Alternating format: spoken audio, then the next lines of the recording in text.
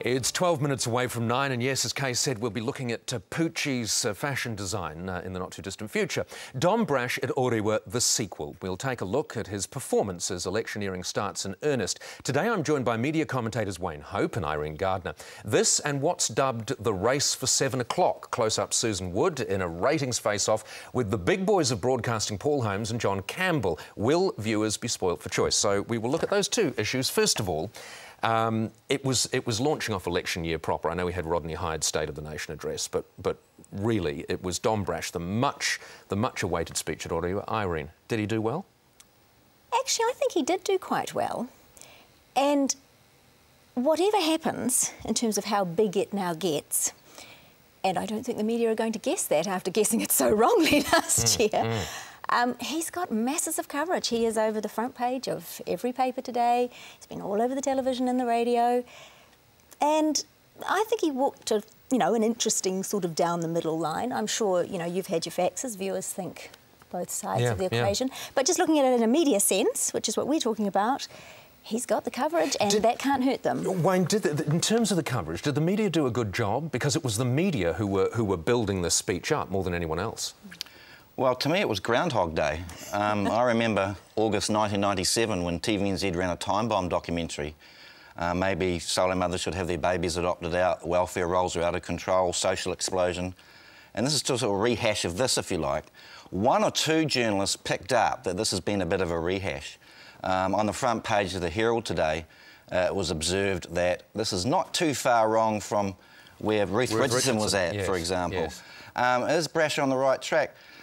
I wonder whether getting people from welfare into work is really the biggest issue facing this country. A number of reports have suggested over the last 3 or 4 years that the gap between rich and poor is a bigger problem, and poverty per se and child poverty per se is a really big problem. If you address those issues, then the welfare issue is actually not so significant, perhaps. There's nothing in that speech about changes in the labour market, for example. If we look at the year ahead, election year, are you hopeful that we're going to have good coverage from the media of the election this time round? Well, we're hopeful. Doesn't mean we'll get it. Is it moving that direction, though? I mean, are there indications that it will be good coverage? And let's talk about 7 o'clock here, because we're going to have 3 programmes doing pretty much the same sort of thing at 7 o'clock. Yes. I think there'll be a lot of coverage, and, I'd like to think that it will be good, and I guess the interest in this is, you could say, has got that off to a good start. More generally, I guess, with the 7 o'clock slot, I think, putting aside a big thing to cover like the election, I think everyone is wondering how on earth, how are we going to fill 3 shows almost the same at that time of night? And is there a danger on that all 3 shows will have pretty much the same stories every night? I think there is a danger there. Outside of politics, it would be absolutely horrendous to have 3 dog attack stories going at the same time. Also, a lot of the mainstream political journalism is very much poll-driven, horse race stuff. And if all 3 7 o'clock shows were running that kind of story, what would worry me is that issue-based coverage might take a back seat. Let's look at the stories individually. Have TV3 made the right choice, do you think? To take what has been for them something of a winning team at 6 o'clock, take it off air and invest what will be millions of dollars, presumably, in a show hard up against 2 other shows? I think they've made an odd choice, actually, by entering the race third and crowding that time slot. But also, John and Carol doing their 6 o'clock news was a big brand for TV3. It was a big part of their success, and it seems very risky to me to take that out and put, a less profile duo in there. Time will tell. Wayne, $66 million in the red for Prime. They are investing a huge amount. Are they investing too much in effectively one person? Well, if you look at the commercial side of things, Prime has a partnership with PBL, which is a packer vehicle. PBL's doing very, very well. It includes the ownership of Melbourne's Crown Casino. Returns there are great. You're looking at Channel 9. Channel 9 people from Australia are now managing Prime. So, they've got the resources to really have a go here. And the other thing you have to realise is that ACP, which is the publishing arm of the packer empire, in Australia and New Zealand, doing a lot of cross-merchandising and cross-promotion and really pushing the shows on Prime.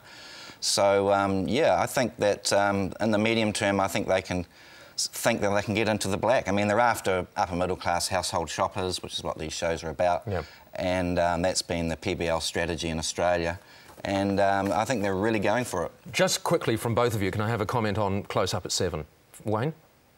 Close Up on 7? Well, it's been slightly more issue-driven compared to when Paul left. And I think that's all to the good. One little brickbat, though. These phone-in polls, they're rather self-selecting. They only measure public opinion of those people watching the show. You'd actually get a fairer measure by just waiting for a week or two and just getting, you know, points of view from people who didn't actually watch that particular program. All right, your review of the show, Irene? Agree with Wayne. Taking Paul and his kind of clowning around thing out has meant there's been a greater emphasis on the stories, and I think they've been good. My small brickbat is the promos. I don't think they've been well served by their marketers. I think the little tricky promos with all the reporters saying, I don't know if you knew that little fact, I think they're losing people on that. I just don't think people get those promos at all. And that's something to think about. I thank you both for joining us, Wayne Hope and Irene Gardiner, media commentators.